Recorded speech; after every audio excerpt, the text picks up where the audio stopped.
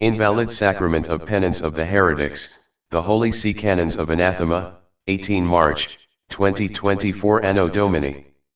Official decree of the Holy Apostolic See of Rome, in exile, by His Holiness Pope Jacobus I, declaring anathema the invalid sacrament of penance of the heretics, in their illegitimate fraudulent assemblies, and declaring proper constraints on this very important sacraments, in harmony with, and in addition to, the decrees of the Council of Trent, Session 14, on the Sacrament of Penance, Pope Julius III, November 25, 1551 Anno Domini, and in addition to the constraints of Canon 2314 and 873, and 188 1917 Code of Canon Law, to establish the proper doctrine and declaring firm condemnation of the errors and fraudulent inventions of the IPSO FACTO, and declared by this Holy See, excommunicated heretics.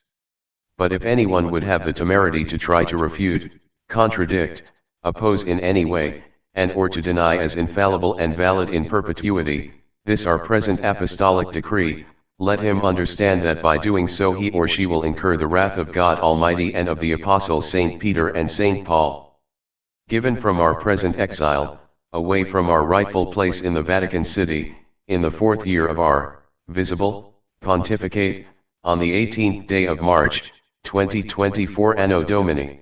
Jacobus Primo, Papa et Pontifex.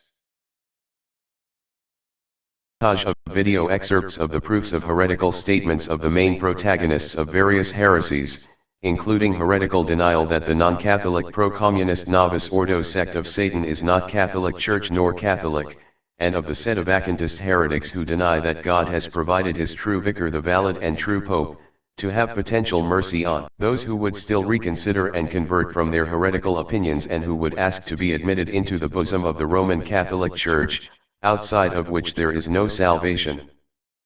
Yes.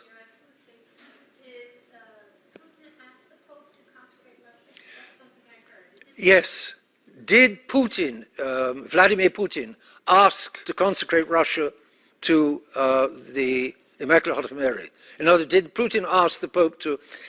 It seemed, I would say yes, he did. Or at least he came to Rome and he wanted to talk about Fatima. And it seems that the Pope said, we do not talk here about Fatima. That's apparently what happened. It's very possible that Putin asked him to consecrate Russia, because Putin, to all appearances, Paul Craig Roberts is a great fan of Putin, and I think so too. I think that's right. Some people are still very suspicious of him. He's a KGB, he's ex-communist, he's not on the level, he's not real. I don't think so. The fruits are good. The fruits are too good. 144,000 signed of the tribes of Israel. Remember that? Yes. 144,000 signed from the tribes of Israel. 12,000 signed from the various tribes of Gad, Issachar, Benjamin, Judah, and so on. The only tribe that is not represented is the tribe of Dan. For some reason that seems to have disappeared from the list. But, you know, Abraham, Isaac, Jacob had 13 sons. And these 12 tribes of Israel are basically named after the 12 of those sons, and there are 12,000 people signed from each one of those tribes. So, as it can be seen, this is from the 1987 speech of the Communist arch-criminal Mikhail Gorbachev to the Soviet military forces in Uzbekistan. And he said this, and that's a confirmed statement. The attack against religion is at the core of the revolution. That means communist revolution, worldwide communist revolution. They were not quitting, they were not giving up. So it says, there must be no let up in a war against religion, because as long as religion exists, communism cannot prevail. We must intensify the obliteration of all religions wherever they are being practiced and taught. That's why these heretics are engaged in whatever they are doing. I will continue playing. So that's very serious situation as it is, because the communist state is engaged in subversion of the church for that many years and decades. That's Gorbachev with Wojtyla, who was never valid pope. That's Wojtyla with Fidel Castro in the Vatican. That's Ratzinger, who was never valid pope, in Havana, Cuba, visiting. He's right next to Fidel Castro, already old. This is a horrible scandal. That's Franz Schmidberger, former Superior General of the Illegitimate Order Society St. Pius X, heretics, both from Germany. That's Ratzinger right there, who is paying for his evils in hell. And so Schmidberger had no shame to shake his hands, although Ratzinger was guilty of so many heresies and so forth. And so this is just to illustrate this a montage. That's Bernard Pillet. We have shown this many times. This is from another video excerpt as it is, but they recognize they naming today that impostor and apostate sectarian who is not so much as priest, Mr. Jorge Bergoglio, whom we have excommunicated. He was excommunicated. We have declared him vitandus. So he sits in the Vatican and presents himself as if he was in charge. So Bernard Pillet had no shame to go on the French television or Swiss television, we don't know, we think it was French television, and say these things, which you can read. We even shudder at the thought to recite it. So they naming the local impostor whom they should teach that he's not a bishop, because Novus Ordo sect does not have valid episcopal consecration, and also this impostor in the Vatican at the canon of that invalid 1962 Mass, which is not a Mass, because that contains addition of Saint Joseph into the canon of the Mass. That's defect of intention. The defect is destruction of the rite, and moreover, they don't have valid ordinations, episcopal consecrations, and because Roncalli succeeded in. That's the beginning of all the evils that have befallen the church, and so these people are just causing damage and evils. So I'll let it play a little further. And so this is what this heretic was able to say. And they recognize the authority of non-Catholic sect. And Bernard Pillet is listed there. This was organized by already deceased, then still alive, but that's just from 2017 or 16. Yeah. And they were in Russia. There's video of Bernard Pillet in Russia, 2017, because that was 100 years after Fatima. And this is without any need of description. It's just so evident that this is bad. So you don't invite enemies of the church into the Vatican, but these people don't care. And this is what these heretics are capable of producing. So that's the present time Superior General. And this is Bergoglio. This is in Cuba, signing some kind of agreement with KGB agent Kirill, who is not Patriarch of Moscow, moreover these are schismatics to begin with, but that's a KGB agent, was named by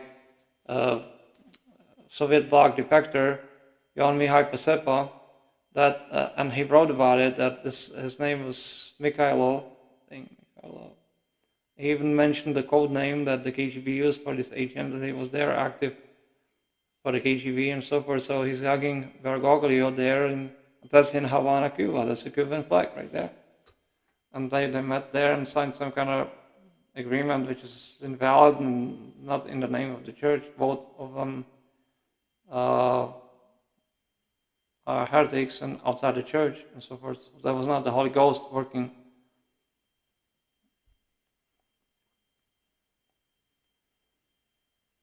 So this is horrifying. And that's with Putin. Again, Bergoglio, giving him gifts, that's in the Vatican. He was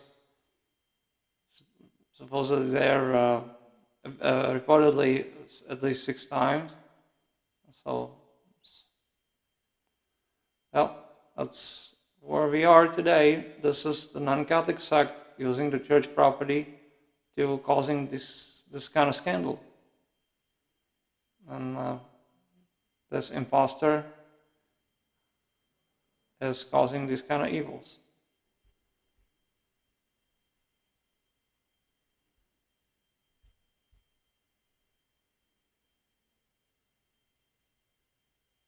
Reach over and kiss this cross.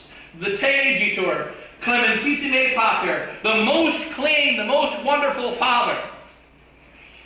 And this most wonderful, most clement, most clean Father, who sent his only Son to this earth, what happened to him on that cross? He shed his blood. Who is responsible? The Pope. Who was responsible for the crucifixion of Jesus Christ? It was one man above all others, and his name is Caiaphas. And he was the Pope. He was the head of the Holy Church to which we belong. Caiaphas was a superior of our church. And another objection is, where do we get a pope? And that if the hierarchy is all defected, we cannot come up with a pope. And here I would give as the response the thesis of Bishop Gerard de Laurier, that you still have the ability to obtain a pope, because although these Novus Ordo popes do not have authority, yet they are in possession of legitimate elections, the Novus Ordo can still elect people validly to the position in which they could accept the authority and receive the authority. And that again is another lecture that would take me a long time, but I don't want to. All I would say towards the end is, to use the word heresy means you have the authority to proclaim heresy. The highest authority in the Church is an ecumenical council. The goal of the Second Vatican Council was that all would come together under the Holy Father, the Pope. And now the response of Bishop Sanborn is to say to reject this Pope as a heretic, to reject the popes since John the 23rd as false popes. Although these Novus Ordo popes do not have authority, yet they are in possession of legitimate elections. On what authority? Now he could say, I have no authority. He makes these statements as if he is the infallible Pope. The Novus Ordo can still elect people validly to the position in which they could accept the authority and receive the authority. On what authority? The Novus Ordo can still elect people validly to the position in which they could accept the authority and receive the authority. On what authority?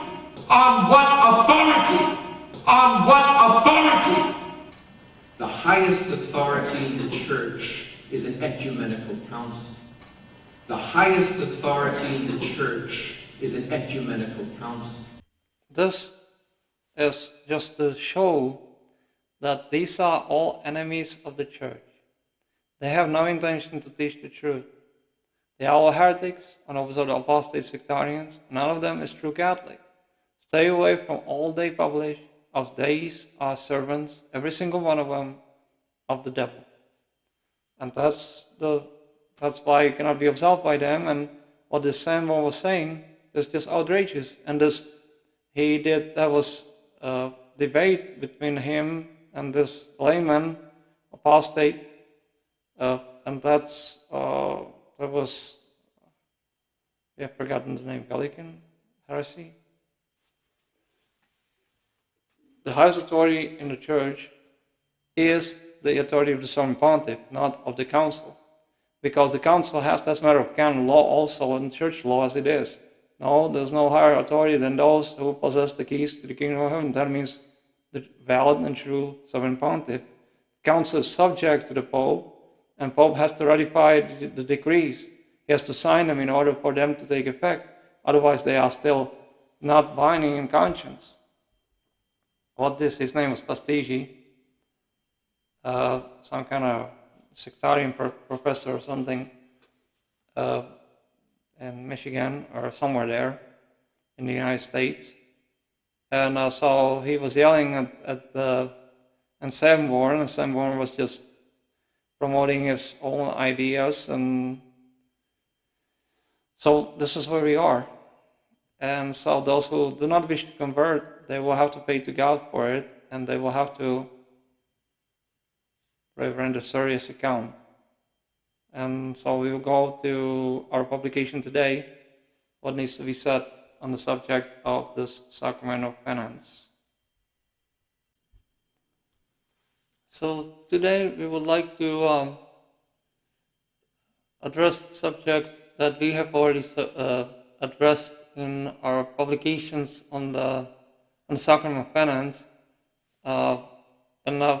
but today we would like to present the constraints and the prohibitions of the Church in regards to this important sacrament, because there are very many who are perverted today in regards to this and don't understand the criteria that the Church requires on the penitents to be absolved validly, and so they were perverted, and what must be understood as sinful conduct has been diminished by the intrusion of the Novus Ordo sect and the heretics, who are diminishing the criteria of what the soul must be in front of God, and therefore are perverting the faith and destroying the chance of salvation, because when people don't take care how they're supposed to conduct themselves in terms of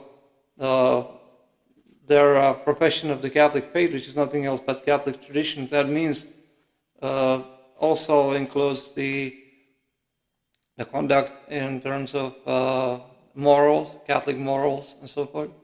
And when those are perverted to the point that the sect has caused so much harm even to the understanding of those who otherwise would be true Catholic, then the Church must warn them in order for them to realize that they are on the wrong path, and they will truly be subject to divine punishment if they continue like this. So first and foremost, we would like to present the constraints of the canon law, because they are important, because we have dealt with this before, and seems like, and plus what the heretics have caused as far as the integrity of the Sacrament of Penance, true Sacrament of Penance is concerned, how that is set aside, or moreover how that is perverted to the point where the sacrament is truly made invalid in that regard, because the criteria is different, because those who claim to be priests, they don't possess the priesthood, so they cannot absolve, and moreover they are heretics, and they cannot absolve. So we will go to the canon law. This is 1917 Code of Canon Law. We have shown this many times, but then there is some more constraints that we don't usually mention as just the top, and this is excommunications reserved to the Holy See. This is 1917 Code of Canon Law. That's the only valid Code of Canon Law the Roman Catholic Church has. So we will address that in our canons at the end of this publication. So on the subject of the Novus Ordo sect, because they wanted to destroy the faith and destroy the ability of the Catholic faithful to be absolved, and so to create an entire generation of sectarians and heretics who have no care whatsoever how they profess the Catholic faith, and they don't even possess the Catholic faith to begin with. So on that account, the Holy See, that was mainly the work of our predecessor of happy memory, Pope St. Pius X, but it was promulgated by his successor, Benedict XV. That's 1917 Code of Canon Law. That's the valid Code of Canon Law of the Roman Catholic Church. So there's no such thing as the 1983 Anno Domini Novus Ordo sect intrusion and so forth. So it says, excommunications reserved to the Holy See speciale modo. That means that it is reserved to the judgment of the Holy See. That means this Holy See, this Holy Apostolic See, in our person as the rightful sovereign pontiff. All apostates, the excommunication befalls all apostates from the Christian faith, which is Catholic tradition, nothing else, and all heretics and schismatics, Canon 23:14. Then it's publishers of books written by apostates, heretics, and schismatics who advance the cause of apostasy, heresy, or schism. Also those who defend such books and others condemned by name through apostolic letters. Finally, those who, knowing of the censure, read or keep such books without due permission, Canon 23:18. And then those who are ordained priests, those who are not ordained priests, and pretend to celebrate Holy Mass or hear confessions, Canon 23:22. We will go a little bit further. So then this is we have shown this many times, but this is Canon 188. Those people, they do not possess the clerical office and never had the sect, never had the clerical office, and most of the heretics never had valid clerical office because they were brought up in the heretical, illegitimate so-called orders. So this is sort of immaterial right now because to our presentation as it is, our decree that we like to publish today, but it's self-evident that the church is protected because it says the office of a cleric becomes vacant by way of tacit resignation by the force of law. Ipso iure, it says, that means by the force of law, and by the fact the act is committed ipso facto, without any declaration, doesn't have to be declared. If a cleric, and point number 4 says, has publicly defected from the Catholic faith, that office becomes vacant. That's what happened to them when they attempted in 1962 to introduce, in the beginning of 1962, to Anno Domini of Roncalli, who ceased to be John 23rd, introduced heretical and invalid, absolutely null and utterly void Pontificale Romanum, with containing rights, especially the right of episcopal consecration, which he perverted and attempted to destroy the apostolic succession. Roncalli was connected with communists. He had connections, and his intention was solely to destroy the church. And by this, he severed himself from the papacy by divine law, because successor of St. Peter cannot be a heretic. He ceases to be the possessor of the keys to the kingdom of heaven. He ceases to be the Pope if he attempts to do something like this, what Roncalli did. And he violated by that the constraints imposed by the Council of Trent, Session 7, Canon 13 on sacraments in general, and instituted new rite of sacrament, especially the sacrament of holy orders, and other such like sacramentals. They were preparing this for some time before they introduced it, and so that's how he severed himself from the papacy. So this canon actually does not apply to Roncalli, but his successors who were previously part of the church, including Montini, because they became heretics, and also gave consent to what Roncalli did to the sacraments. So this is the actual from the Ritali Romanum, a screenshot from the actual rules. It's in Latin, but it's just that you see that it does exist, and that from these for Sacrament of Penance, and this is the beginning. And so we have this close up. The penitent in the confessional, in the confession, it can be recited in Latin or in the no, we don't have the word in English, vernacular language, and it has to be recited confis deor, or at least I confess to the God Almighty and you, Father, and then the penitent recites his sins according to the rules as it is. We have to specify that's supposed to be recited. So that's not a problem today because of the criteria have changed by the perversion of the sect. And then a little further. This is actually the translation, but it's from the Rituale Romano from 1964. That was already Montini.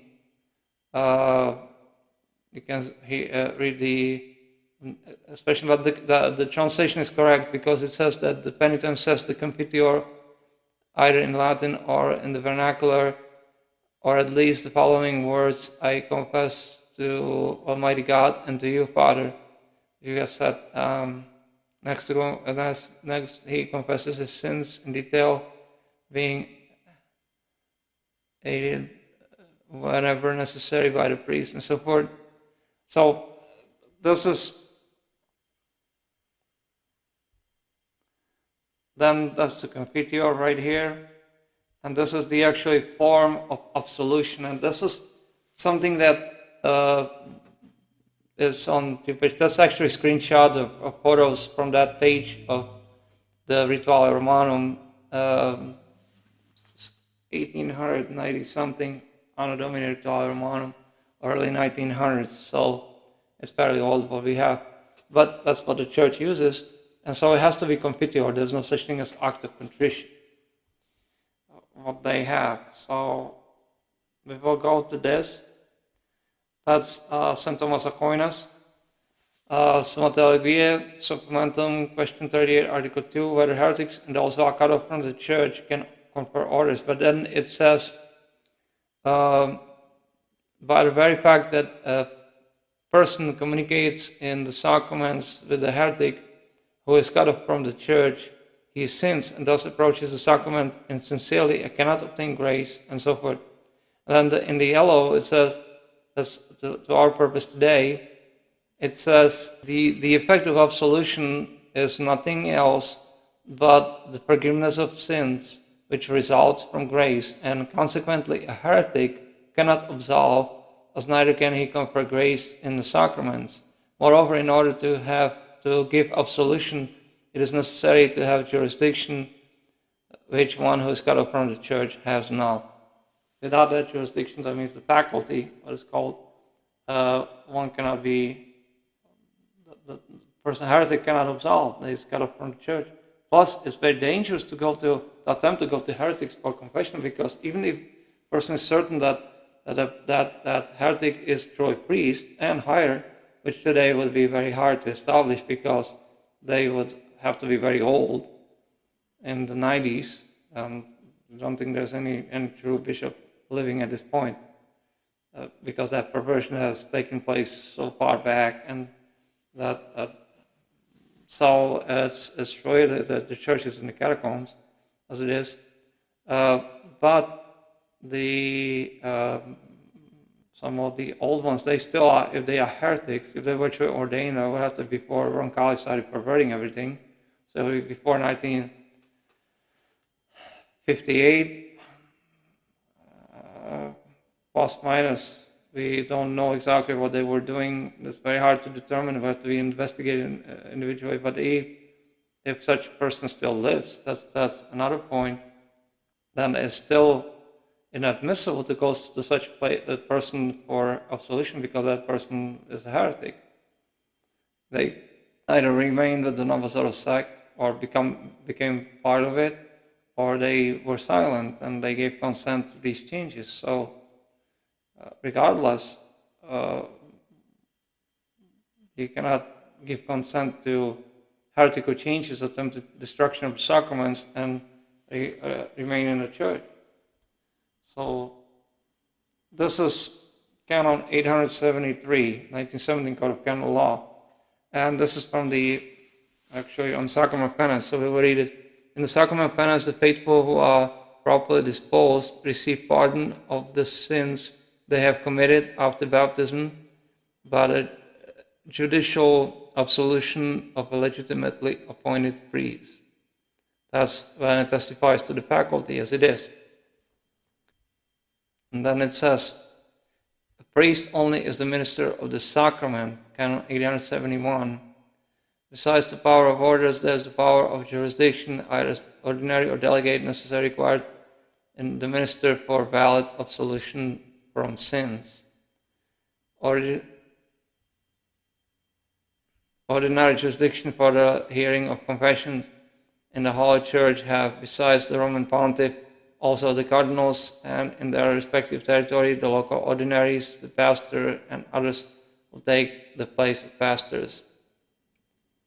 And then it says, this jurisdiction, that's on the bottom there, that's very important.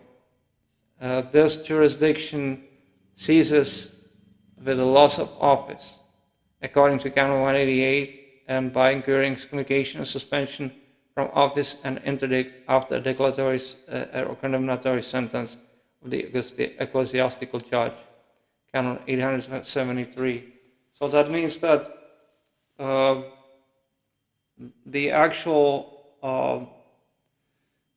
if the priest incurs excommunication for heresy, that's automatic, so there's no need of a declaratory sentence, and therefore that person does not have any faculty and authority to hear confessions, and therefore that jurisdiction is gone, and there's no going to such person for absolution. So this is from the Council of Trent, session 14, and these are the canons on the Sacrament of Penance. So Canon 4, if anyone denied that for the entire and perfect remission of sins, there are required 3 parts in the penitent, which are, as it were, the matter of the Sacrament of Penance, to wit, contrition, confession, and satisfaction, which are called the 3 parts of penance, or say it, that there are 2 parts only of penance, to wit, the terrors with which the conscience is smitten upon being convinced of sin, and the faith generated by the gospel or by the absolution whereby one believes that his sins are forgiven him through Christ. Let him be anathema. That's to protect the Church, the Sacrament of Penance, from the intrusion of Protestantism and so forth.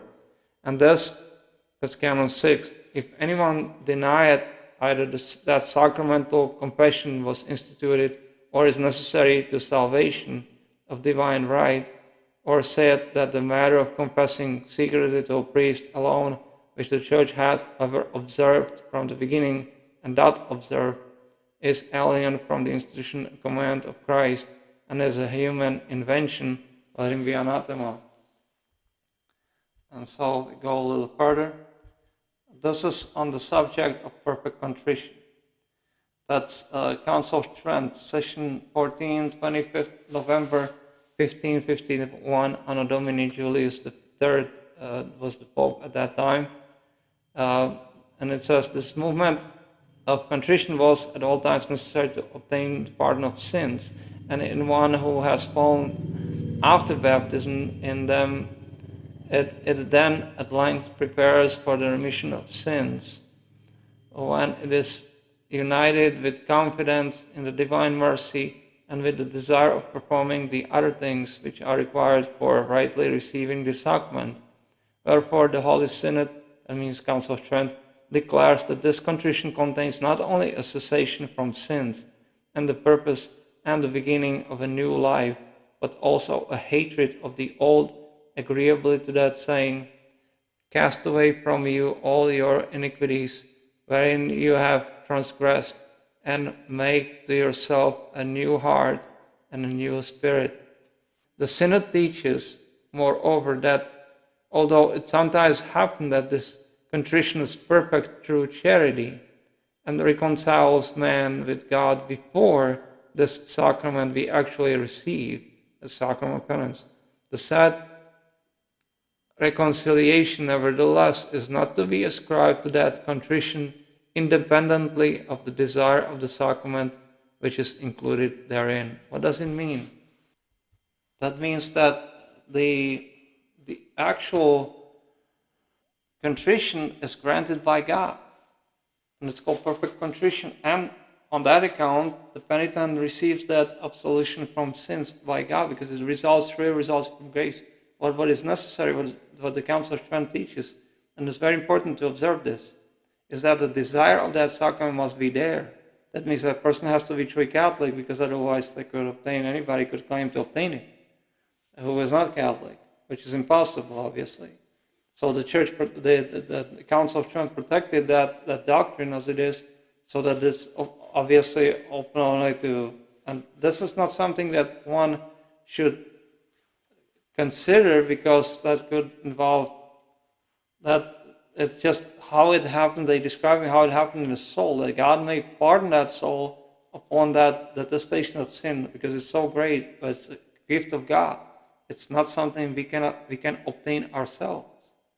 So then we have purposely read this part right here, because of the perversion today, that one who reads that may think, oh, as long as I believe that I am absolved and so forth, then that absolution will actually take place. Not realizing that such presumption is actually sin, a horrible sin, and that there is not possibility to obtain anything from God if a person thinks this way and thinks that God will automatically grant it. It's only when that person, that's why it specifies that it cannot be independently of the desire of the sacrament which is included therein, it says. A penitent who wants to go to the Sacrament of Penance, but it has to be, the penitent cannot go to somebody who is a heretic with the fullness of knowledge that that person does something wrong with him in regards to the Catholic faith and so forth, because that person does not take care. That's why we read the teaching from St. Thomas Aquinas, that no, heretics cannot absolve, and those who communicate in the sacraments with heretics sin, because they don't take care whom they approach for the sacraments. Moreover, today there's another danger, because unless that person is truly blind, not blind, but in the sense of understanding, is ignorant of the situation as it is, let's say, for the sake of argument, doesn't know any better, and truly God is not has not abandoned that person, wants to help that person to convert. So all the preparations are made, and the person thinks that the heretics are truly in good standing with the church, so doesn't know any better, and goes there. That's very rare. It's very rare, and today almost nearly impossible. But it's not excluded, because God can do all things. But it's very rare. And then God may grant it. But as far as the situation today is concerned, that would be very, very difficult to maintain that opinion as it is, that conclusion. So therefore, we have recorded on the subject. We have recorded an entire video on the subject of the necessary parts of how to properly prepare oneself for the confession. And it was not really viewed that many times on our channel, so it's truly not resonating with people as far as them trying to convert. But we still have to publish it, so we did our part.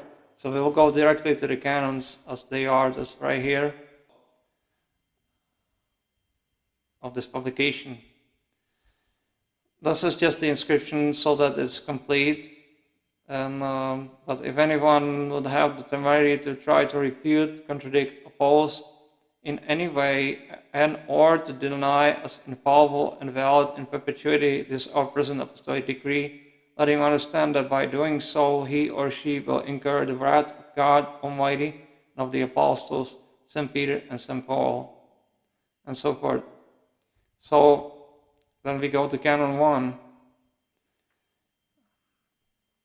If anyone said that in a valid absolution from sins in the true Sacrament of Penance there is not required the proper prescribed form to be recited, which is to say the Confiteor on part of the penitent who must be truly Catholic and free from all sins and crimes of heresy, that means sins and crimes of heresy, schism, and apostasy.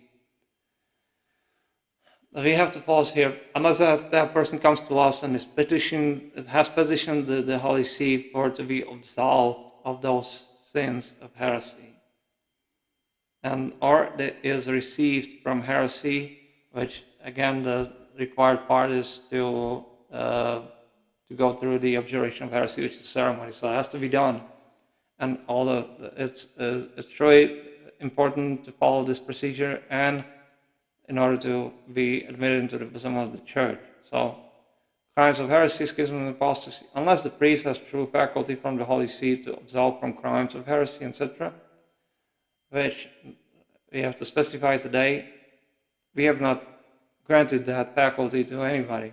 So don't even think that this is something that was permitted. But be included in here for future, just in case when the successor comes, or God provides successor, or what will happen to the church, we don't know how that will happen. It's just that to protect truly the proper doctrine, and that a person must be truly Catholic and free from all sins and crimes of heresy, schism, and apostasy, unless that person, that confessor, has the faculty from the Holy See to absolve from those crimes of heresy and so forth. Which confiteor the penitent recites up until the form of absolution begins, which is recited by the confessor at the end of the confession, and the absolution form will be by the valid, true Catholic priest or bishop, etc. And so if anyone said that it is not required, or if anyone said that it only suffices for valid absolution from sins to recite the quote act of contrition unquote by the penitent, which is permitted to be done at the same moment as the quote confessor unquote recites the quote absolution formula unquote, so that it is not even understood what each side is saying, which is today exactly this or similar way how the heretics have perverted it, let him be anathema. That's how they do it with our certain knowledge. So it is completely outrageous, perverted form, and invalid confession. There's no confession. Canon 2. If anyone said that any heretics and the novice or the sectarians or any other apostate sectarians can validly absolve from sins, and that even at the time of death one can resort to them for absolution and expect confidently that the absolution from sins is thus truly valid, as these confessors do deceptively claim to be valid, priests and bishops of the Catholic Church. And if anyone said that such penitents do not need to follow all the required infallible rules recorded in the valid Rituale Romanum prior to the Novus sect perversions, for the Sacrament of Penance to be valid, confession, that is confession, contrition, and satisfaction, and a true valid Catholic priest with true faculty of the Catholic Church.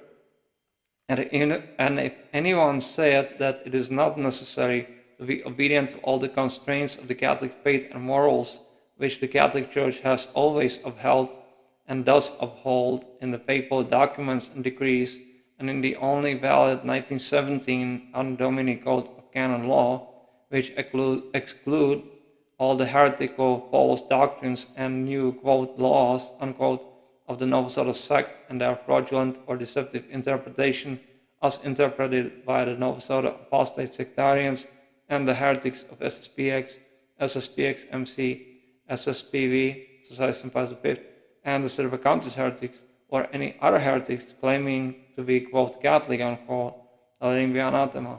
If anyone holds that these constraints are changed, and because and claims that the church has changed and the church has not changed anything, they remain the same as they always have been and will be. So there's no changing in the criteria of how a person must be Catholic in order to obtain absolution, and what the rules are of your professing the Catholic faith. I mean, including the behavior and morality and all these things. And there's no how.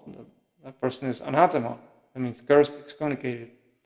Canon 3. If anyone said and holds that there is no need for a true valid absolution from sins obtained by the Catholic penitent upon a good confession in the valid Sacrament of Penance, obtained by the true Catholic penitents only within the bosom of the Roman Catholic Church, in order to obtain mercy of God and forgiveness of sins directly from Him, than them instead presumptuously expecting to obtain from God their perfect contrition, them setting aside the dogma of the Catholic Church that outside the Church there is no salvation, and that without the soul being in the state of sanctifying grace, one cannot enter the kingdom of heaven.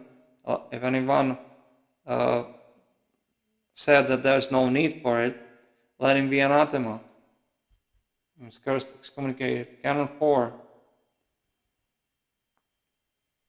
If anyone said that the Novus Ordo apostate sect has authority to amend and redefine the existing 1917 Anno Domini Code of Canon Law and institute an entirely new one, as this apostate sect has done invalidly in 1983 Anno Domini, and if anyone said that this same apostate Novus Ordo sect has authority to change and or substantially amend in any way the sacraments contrary to their holy purpose and divinely intended meaning and efficacy, refusing the truth that these 7 sacraments of the Catholic Church have been instituted by God Himself, and these theological and canonical sacramental rules have always been held by the Catholic Church as essential for the validity of the sacraments, including the intention of part of the penitent and the confessor in the valid Sacrament of Penance, which intention must always be to do what the Catholic Church does in the administration of the sacraments. And if anyone said that it is not required for the validity of the sacraments for the ministers of the sacraments to follow exactly and punctually the essential form and matter as the Catholic Church has always done for the sacraments to be valid, and to follow the Catholic Church's prescribed true ceremony for them to be licit, let him be anathema. It means cursed, excommunicated. Of course, we could add some more, but there's no need really, because the rules are self-understood, self-evident, that as long as people remain in the bosom of these assemblies of heretics and or belong to the Novus Ordo sect, that they cannot obtain mercy of God. The faith that they must practice and the obedience to the Church that they must profess and exercise is required, and it is dogma of the Church that it is essential to be subject to the Roman Pontiff in order to save one's soul. That's the dogma of the Church, as Boniface VIII, Unam Sanctam, the encyclical Unam Sanctam, and so forth. And so therefore, there is no possibility of going astray from this. It's just simply impossible for one to claim otherwise, or to establish new rules of conduct in order to remain Catholic or become for the first time Catholic. And we have demonstrated this many times in the sense of admonition and all this, so we don't need to go over these details as it is. But if people think that God will tolerate this world as it is today, full of immorality, wickedness, sin, crime, apostasy, and they are mistaken, because God it's written all this in the Holy Scriptures, in the Apocalypse, and foretold by the prophets how it will be, and so forth, Ezekiel 37, 38, and so forth. So there's the time of the Antichrist will come, and then the punishment of those who do not wish to serve their soul, who do not love the truth and justice, and do not wish to uphold the truth of salvation, which is nothing else but Catholic tradition, then they will have to give account to God. And one serious account, that God will repay them for their wickedness, for their evils, and denial of the authority of His Church, which is today truly in the catacombs as we are. That's the Holy Apostolic See today.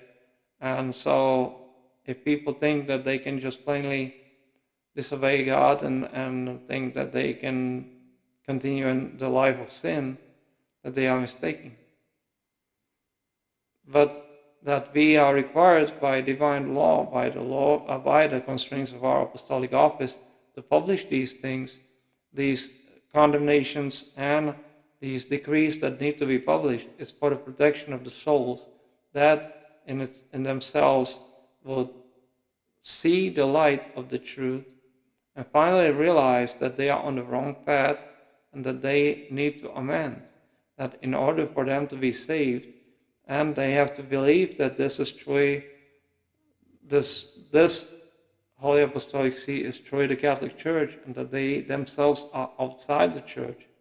But such recognition of the truth comes from God, as by His divine grace, so that God leads that soul to recognize the truth and obtain the understanding from Him, so that a proper course of action can be taken.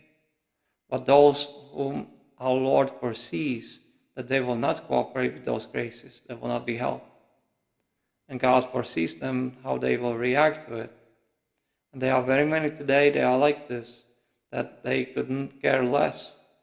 They live the life of apathy or indifference, which are both sinful dispositions of the soul, and therefore they cannot obtain the grace of conversion, and they will not be helped by God, and ultimately they will pay for it in hell if they neglect to become truly Catholic. And if they also go to these assemblies of heretics, we have demonstrated in our publications what the defects are, what the proofs of these defects are, how these people are all outside the Church. There's not one of them that is good, that is truly striving to be Catholic, and they inventing a new generation of these successors who do not possess the priesthood or episcopal power, episcopal dignity. They do not possess that, because the sacraments were prohibited a long time ago for themselves, not for the Church, but for themselves. And therefore there is no possibility of them to have any faculty or any dignity of that, what is required for valid confession to exist. And so to approach them for that sacrament is impossible. And of course, these people are destroying souls. They're sentencing people to hell in thousands. And over the years, depending how long they've been involved in it. And so then, of course, if those who go there don't take care that these are enemies of God and they profess heretical doctrines and false religion, or on part of the sect, no sort of sect, they are actually part of non-Catholic, semi-Protestant and pro-communist sect, then that means that they don't take care of what they believe. In that case, they are mocking God, and they don't fear God's punishment, which they will receive. So we wanted to publish this today because the times are very short, they're getting shorter and shorter, so that chastisement that God will inflict upon this world. And so that's why the canons of this decree that we published today are important, because that they specify what conduct is not permitted by the Church to entertain or to exercise or to be involved in. And that those who neglect to become truly Catholic will have to pay to God for it.